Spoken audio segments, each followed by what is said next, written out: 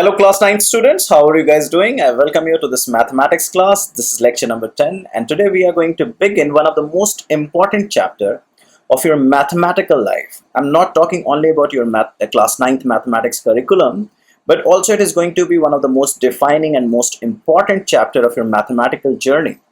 The name of the chapter is Introduction to Euclid's Geometry. Recently we have been doing lots of algebra.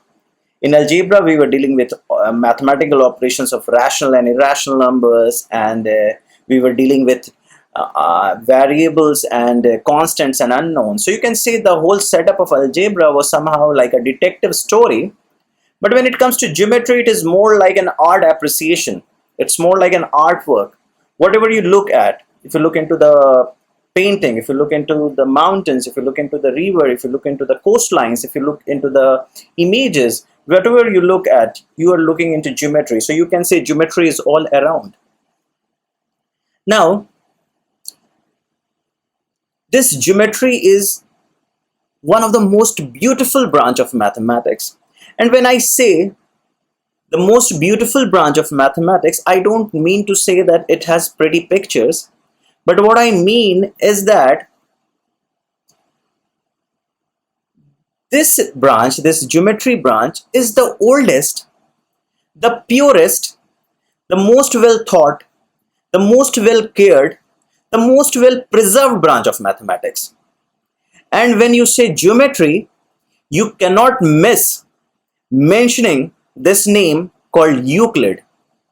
Now this Mr. Euclid was a mathematician and a teacher living in 4th century BC in a place named Alexandria in Egypt.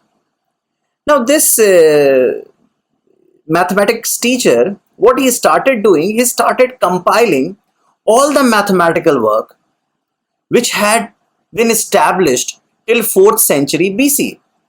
So you can say he started making a notes or a collection in a very consistent, in a very logical way, in a very systemized and in a very organized way. And today, that collection, we call it the elements. This collection became the most influential mathematical work of all time. I'm not talking about one of the most, I'm talking about the most influential mathematical work of all time. You cannot say that all the works in Euclid's Elements can be attributed to Euclid, but it was more like a compilation of all the works which had been done by all the mathematicians before him. And it was the most systematic and the most organized. As you can see, I have shared 3 pictures here. These are the cover pages of the translation of the book Elements. It has 3 volumes. I have all the 3 copies with me. If you all want, if any one of you want to have a look into this book, so you can place your request into my email ID or into my WhatsApp. So if you're really interested in knowing what exactly is in the book, which I will be discussing briefly also, but if you want to look into the details, so you can place your request to me in my personal WhatsApp number or my email ID. Now, as you can see, this book is named the Euclid, the 13 books of the elements. Why it is called elements? Because it is the most basic work of mathematics. It starts from the very basic, what exactly the things are, and from very basic it starts building into the propositions which you will be understanding, and you will be knowing many terms which I will be discussing in the advanced part and the later part of this class. This element is a collection of 13 books that range widely in subject matter. As you can see, there are 3 volumes. You can see in volume 1 you have books 1 and 2. In volume 2 you have books 3 to 9. In volume 3 you have books 10 to 13. Now coming to the word geometry, as you know, the geometry, the 2 root words comes from a Greek word. One is geo, the other is metron. The geo means earth and metron means to measure. So you can see that geometry was a need to measure land. Here earth means land. This branch of mathematics was studied in various forms in every ancient civilization Be it Egypt, Babylonia, China, India, Greece, Incas, the people of this civilization faced several practical problems which required the development of geometry in various ways. What we mean by the two statements I just read out, if you remember Egyptian civilization, it was established on the bank of the longest river of the world. At least it is the longest river of the Africa, and it is basically disputed. It is disputed as the longest river of the world because the Brazilian government claimed that Amazon is the longest river of the world. But so what? But Nile is definitely the one of the longest river of the world. You can say that. Now this river Nile, sometimes what happened when there used to be rain, this river Nile used to flood, and when the river used to overflow, it used to go into the agricultural land of Egyptian people. And when the rainy season goes off, then the water goes back to the river water goes back to its natural course. Then there used to be a lot of administrative problems in reallocating those agricultural land to their landowners. So for sorting that problem out, the administrator in Egyptian civilization, they started using the concept of measuring the land, and they started using the concept of geometry while sorting out or reallocating the land to the landowners. At the same time, the pyramid itself is an amazing work of geometry, as you can see. uh, if you take the example of Indus Valley civilization in India, you must be reading about it in your history textbooks. You must have read about Harappa and Mohenjo-daro. You must be reading that their town cities were well planned. They had an amazing drainage system. Their roads were well symmetrical. It has a very amazing symmetrical shape, and the roads were right angle. They were crossed at right angles. The cities were built with bricks, and bricks had an amazing constant proportion. So you see, these are the mathematical evidences that the earliest civilization were well aware with the concept called geometry. But when it comes to geometry, it was sorting out most of the problems, and these civilizations were studying geometry. But it was Greeks who started establishing the truths about geometry, the why part of geometry, the proofs of geometry. And for that opens the stage of this amazing mathematician scientist called Thales. I'm sure many of you must have heard it, or many of you must be hearing it for the first time. Now this Thales, as I have taken this page from one of the book called the scientist who changed the world, and in that it's a book. This book is published by DK London, and and in that book the first scientist which they mention was this guy called Thales. Now, as you can read, I can read out the bold ones. As you can read, it has been written as astronomer and mathematician Thales of Miletus is the first person in Europe known to have turned away from mythology and used observation to understand the natural world. So he was trying to establish what exactly is happening. He effectively invented empirical science and has since become known as the founder of Western philosophy. As you can see, Thales was one of seven wise men of antiquity, a group of intellectuals and orators from 7th and 6th century BC, esteemed for the wisdom. So you can take the screenshot and read what exactly. And if you want to read this book in detail, I have in the last page in the last slide of my lecture, I have given the cover page of these books. So it's like an amazing work by the DK publication team, and this.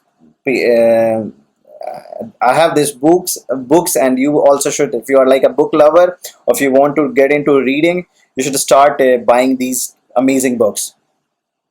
Now, from Thales is known as one of the first mathematician who established the first proof in geometry. So you can say, as you can see, he was a founder of Western philosophy and invented empirical science. And Thales was living somewhere between 624 to 546 BC, what you can see written there. In the same period, it is called Pythagoras was a. It is said somewhere that Pythagoras was a disciple of Thales, and I'm sure all of you know Pythagoras. As you can see, I have also taken this picture from one of the books of D.K. London, and this here you can see that Pythagoras is shown with a book surrounded by scholars eager to learn from him. So see how they were trying to learn from Mr. Pythagoras, as Pythagoras is sitting in the middle. There is this quotation by Pythagoras: the finest type of man gives himself up to discovering the meaning and purpose of life itself. This is the man I called a philosopher. So here Pythagoras defining who is a philosopher. Now, philosopher, if you look into the word philosophy, phil means love and sophy means knowledge or wisdom. So the love of knowledge, anyone who has the love of knowledge or love of wisdom is defined as philosopher. And here Pythagoras defines the finest type of man gives up to discovering the meaning and purpose of life. So philosophers are the ones who give their life to the finding the meaning and purpose of life. Okay. I'm sure all of you know Pythagoras theorem. I have already told you the proof of Pythagoras theorem. It's just a pictorial representation. Uh, you can see this is like the square where you can see the side is like a plus b, where you can see a square of c, and then you have four right triangles. The area of square is c square. This is going to be half ab. So what this is c square, this is half ab, so whole thing is c square plus 2ab, and a plus b, and the area of this is big square is a plus b whole square, which is a square plus b square plus 2ab. So you can say both things are equal, so 2ab gets cancelled, so you can say a square plus b square equals c square. You can take a screenshot, and you can say, and I have already proved a plus b whole square also, and we have already proved this Pythagoras theorem. Now let's read about Pythagoras. I have just taken some again I have taken the excerpt from the same book. The Pythagoras was born around 571 BCE. Okay, so as you can read, Pythagoras was born in 570 BC in the Greek island of Samos in Eastern Aegean Sea. His ideas had influenced many of the greatest scholars in history, from Plato to Nicholas Copernicus, Johannes Kepler, and Isaac Newton. See the vast different timeline scientist has been influenced by Pythagoras. Pythagoras is thought to have traveled widely, assimilating ideas from scholars in Egypt and elsewhere in the Middle East, from establishing his community of 600 people in Croton, southern Italy, around 518 BC. This ascetic brotherhood required its member to leave for intellectual pursuits while following strict rules of diet and clothing. It is from this time onward that his theorem and other discoveries were probably set down, although no record remains. Remember, no record remains. At the age of 60, Pythagoras is said to have married a young member of the community, Theano, and perhaps had 2 to 3 children. Political upheaval in Croton led to revolt against the Pythagoreans. Pythagoras may have been killed when his school was set on fire or shortly afterward. He is said to have died around 495 BC. So you can take up screenshot and read about Pythagoras and try to learn more about him. Now comes, after 200-300 years of Thales and Pythagoras, comes this guy Euclid, and Euclid says there is no royal road to geometry. What he means when he says there is no royal road to geometry, because to establish geometry, it's a hard work, it's not an easy work. That is why it says there is no royal road to geometry. It's basically a work of hard labor. This is the first page of Euclid's Elements. This is the opening page of Euclid's Elements, shows illuminated Latin text with diagrams, and comes from the first printed edition produced in Venice in 1482. So I just took this page from again that D.K. London book called the Math Book, which I will be recommending in the last slide of the presentation. Now let's read about Euclid. Details of Euclid's date and place of birth are unknown, and knowledge of his life is scant. It is thought that he studied in the academy in Athens, which had been founded by Plato. In the 5th century BC, the Greek philosopher Proclus wrote in his History of Mathematicians, So what we know about Euclid through Proclus, who wrote in his History of Mathematicians that Euclid taught at Alexandria during the reign of Ptolemy I Soter 323 to 285 BC.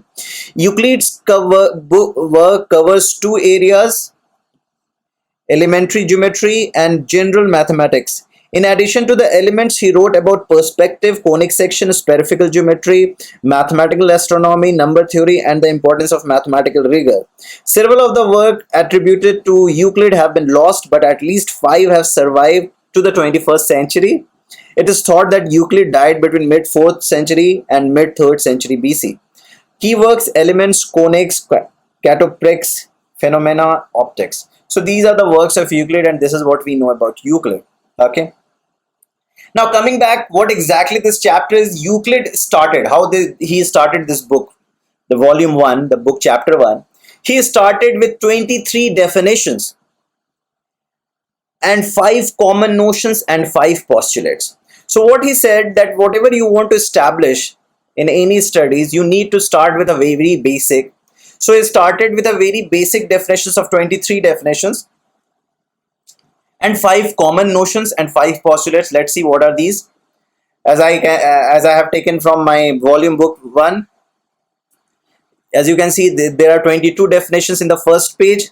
It started with a definition of point, then line. A point is that which has no part. A line is breathless length. A straight line is a line which lies evenly in the points on itself.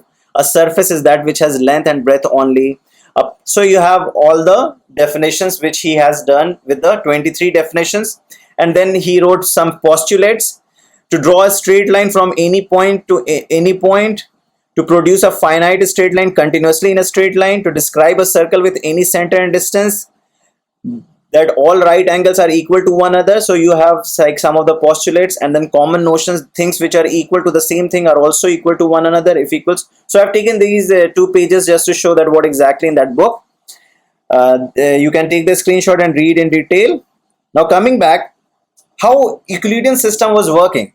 So you can say the Euclidean system, it starts with a very basic element called axioms and postulates. Now axioms and postulates, axioms are something like a common notions which are universally true and which is beyond geometry, and postulate is something which concerned as a common notion concerned only to the geometry. So if you ask what are axioms and postulate, they are somehow same thing, but postulates boundary stays only within the perimeter of geometry, though axioms goes beyond geometry. So the axioms or the common notions is universally true, and postulates are a statement about geometry that are assumed to be true. So we have to assume these things are true, then only we can go into the theorems, which we call propositions. So all theorems are derived from axioms and postulates. Now what are Euclid's common notions? First is very important, these are common notions, this goes beyond geometry. So whatever you see in Euclid's axioms or common notions, these are beyond geometry, and what you read in the postulates, those are the common notions within the boundary of geometry. You took it as a you assume it as true, and then you go ahead with proposing your statements in theorem. Now what are these Euclid's axioms? Things which are equal to the same thing are equal to one another. Mathematically I have written, if A equals B and B equals C, then A equals C. That's very common thing. We call it a transitivity. Let's say if you say the area of let's say the area of square equals to the area of rectangle, and area of rectangle is equal to the area of triangle, then it means area of square equals to area of triangle. So this is how you can say, if A equals B and B equals C, then A equals C. This is called the law of transitivity also. Second axiom or second common notion, that if equals are added to equal, the wholes are equal. So if you take a balance, weight balance, and let's say you have 2 kgs here and 2 kgs there, and if you add 1 kg on the both side, still the balance remains same. So if A equals B and C equals D, then A plus C equals B plus D. Of course these axioms are self-evident true statements, these are universal truth. Third universal truth or axiom, you can say, if equals are subtracted from equal, the remainders are equal. So definitely again you can understand through a weight balance that if you take out same quantity from both the side, again the weight balances remains the same. So if A equals B and C equals D, then A minus C equals B minus D. Things which coincide with one another are equal to one another. Here what Euclid mean by equality, that if I say one figure is equal to another figure, if I put one figure and place it on the other figure, or if I put the other figure and place it on one figure, if though both of them cover each other totally, or they totally coincide with one another, they are called equal. This is what he mean by equal in fourth axiom. And this is the most important one, the fifth axiom, the whole is greater than the part. As you can see, the whole yellow region is the whole thing and the red region is the part. So definitely the whole is greater than the part. These are the things which are like very, which are supposed to be the true axioms of, right? This is the fifth axioms. Okay, the whole is greater than the part. Now let's talk about the postulate. What do you mean by postulate? Let's see what exactly we mean by five postulates.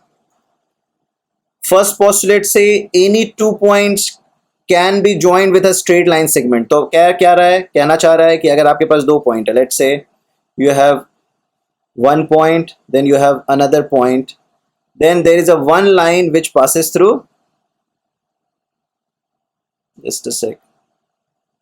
So किसी भी 2 point से आप एक unique line पास करा सकते हैं. So any 2 points can be joined with a single straight line. This is the first postulate. The second postulate is any straight line segment can be extended to infinity. So it means if, like I said, this is like a line, so I can extend here and I can extend here. So the whole line can be extended infinitely at both the sides. Given a center and a radius, a circle can always be drawn with the center and the radius. So if there is a center and if there is a radius given, you can easily draw a circle. This is what he mean. All right angles are equal to one another. दुनिया में जितने भी right angles हैं वो एक दूसरे के ऊपर coincide कर सकते हैं. That is why they say, you can see that this right triangle can coincide easily with this right triangle, can be placed totally on each other. So you can say that okay, these every right angle triangles in are equal to one another because they all coincide with each other. The fifth postulate is if x plus y is less than the two right angles, then the line must eventually meet on the line. What he mean that if you have two parallel lines, and let's say if you do this way and you just take one another line.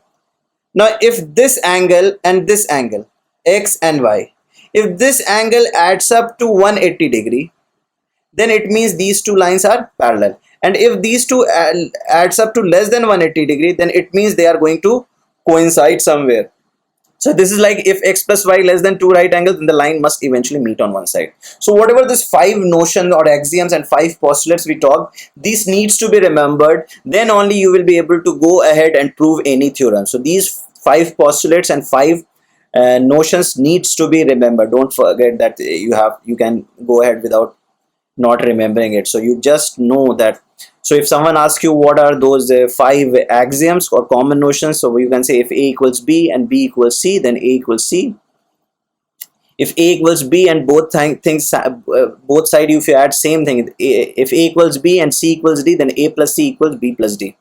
The same way if A equals B and B equals and C equals D, then A minus C equals B minus D. These three are common notions.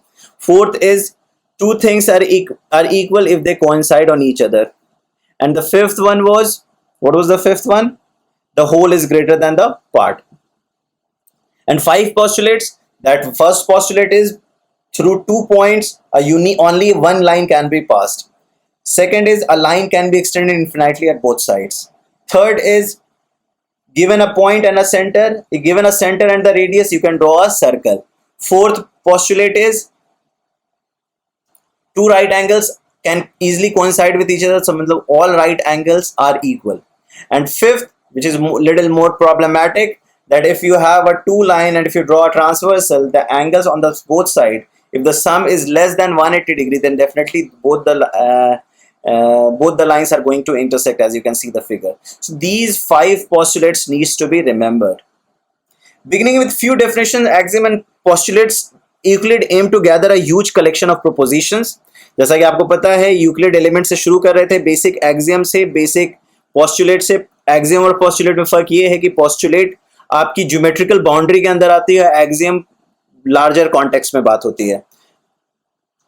ये 16 proposition है book 1 में, जो मैं 23 के मतलब book 1 में भी काफी प्रोपोजिशन है, जिसमें ये फर्स्ट 16 प्रोपोजिशन मैंने यहाँ पे आपको कंपाइल करके रख दिया है।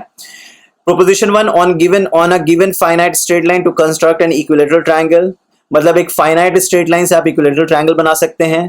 How you can draw it, and while you are drawing it you have to use one of the postulates and one of the axioms, then only you will be able to draw it, otherwise these proposition stands nullified. To place a given point a straight line is equal to given a straight line, ये सारी चीजें आपको, आप तभी भी ये सारी propositions को prove कर सकते हैं जब आपके पास 5 postulates और 5 axioms याद होंगे। आपके NCERT में exercises में ये सारे questions हैं, आप प्लीज उसको solve करेंगे assignment में। एक मैं जैसे यहाँ पे आपके लिए दे देता हूँ, to construct an equilateral triangle for proposition draw a line and centre. आपको क्या कहा है कि मान लीजिए प्रोपोजिशन 1 क्या था, प्रोपोजिशन 1 था कि अगर आपको एक लाइन दिया जाए तो आप उससे इक्विलेटरल ट्रायंगल बना सकते हैं।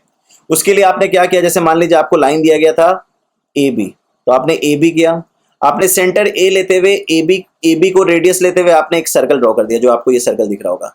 उसी तरीके से बी को सेंटर लेते हुए ए से आपने एक सर्कल ड्रॉ कर दिया। जहां पे दोनों की मुलाकात हुई दैट पॉइंट इज सी, और आप कह सकते हो कि सेंटर का डेफिनेशन पोस्टुलेट 3 में है, तो आप कह सकते हो कि ये और ये इक्वल है, तो ये तीनों इक्वल हो गया। So you can say all the 3 lines A B B C and A C are equal, so you can say these are the equilateral triangle. यहाँ पे क्या कहते हैं, एक चीटिंग किया, मतलब बहुत सारे मैथमेटिशियंस कहते हैं कि here mister Euclid cheated little bit, because उन्होंने ये कभी नहीं कहा था कि 2 सर्कल्स मिलेंगे कि नहीं मिलेंगे। He didn't talk about in the postulates. So you can say to construct a equilateral triangle, if proposition 1, Euclid drew your line and centered a circle on its endpoints here A and B. By drawing a line from each point C where the circles intersect, he created a triangle with side AB, BC and AC equal of length. So you know, आपको ये बड़े आराम से इसको आप prove कर सकते हैं। आपको फिर से मैं ये दिखा देता हूँ प्रूव करके। Just look here. आपने क्या किया, आपने ए पे सेंटर रख के ए बी का रेडियस लेके सर्कल 1 ड्रॉ कर दिया। आपने बी पे सेंटर लेके ए बी का रेडियस लेके सर्कल 2 ड्रॉ कर दिया। ये दोनों सर्कल की मुलाकात यहाँ पे हुई पॉइंट ऑफ इंटरसेक्शन।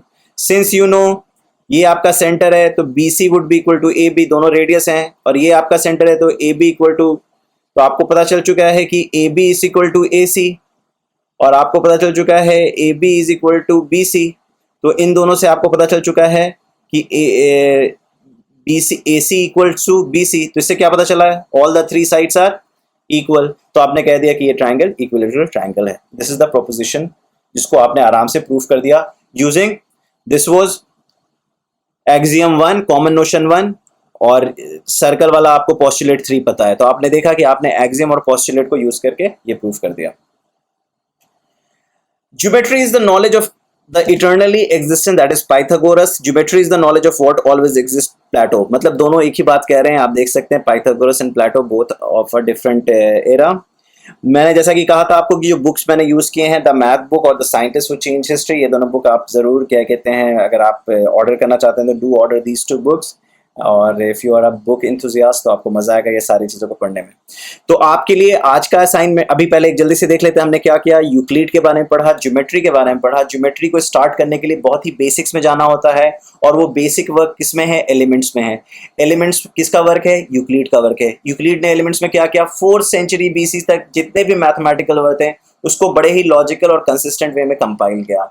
उसने स्टार्ट कैसे किया, उसने स्टार्ट किया 23 डेफिनेशंस, 5 postulates and 5 axioms से। Axioms क्या है, कॉमन ट्रूथ्स हैं, यूनिवर्सली ट्रू। postulates क्या है, जो कि ट्रूथ हैं in the context of geometry, आप जिसे एज्यूम करते हो।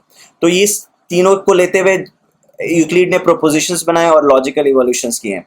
इन 5 postulate और 5 axioms को आपको याद करना बहुत ज़रूरी है।